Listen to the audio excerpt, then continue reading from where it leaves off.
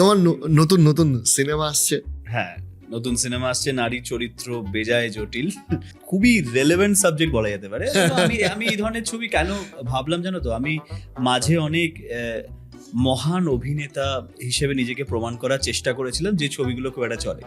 তো আমার মনে হলো না, সত্যি let's bring back that old me, একটা রিয়েলিস্টিক কমেডি, একটা situational comedy, not too much slapstick, ওরকম নয়, এখনকার যেরকম দর্শক বা ইয়াং জেনারেশন যেরকম বদলেছে সেই রকম একটা ছবি, যেটা দেখে একটু মন খুলে হাসতে পারবে। একদম, এটা আমার ভীষণ ইচ্ছা ছিল এবং তাই জন্যই ছবিটা। আর আমি আর নারী চরিত্র বেজায় জটিলের কনসেপ্টটা আমার এত ভালো লেগেছিল যে সত্যি টাইটেলটা শুনেই তোমার মনে হচ্ছে যে যখনই চারটে ইয়াং ছেলে বা লোক, ইভেন বিবাহিত লোক ধরো, বসে আলোচনা করে না এই যে নারীদের জটিলতা, যে ওদের যে মনে কি মুখে কি বোঝা যায় না এবং বলতে কি চাইছে আদেও সেটা বোঝা যায় না।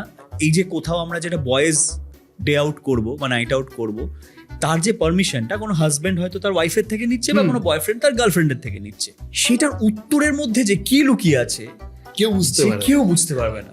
তুমি দেখে নাও কি করবে, মানে দেখে নাও কি করবে মধ্যে হ্যাঁ লুকিয়ে আছে না, এটা কিন্তু মাও বলে, স্ত্রীও বলে, গার্লফ্রেন্ডও বলে। এই যে ব্যাপারটা এটা সবচেয়ে একটা রেলেভেন্ট সাবজেক্ট আমি খুব সুন্দর একটা পেয়েছি। আর মানে এটা বলা উচিত এই গল্পটার। আর যেটা আমার মনে হয়েছিল যে সব ধরনের দর্শক খুব রিলেট করতে পারবে ছবিটা।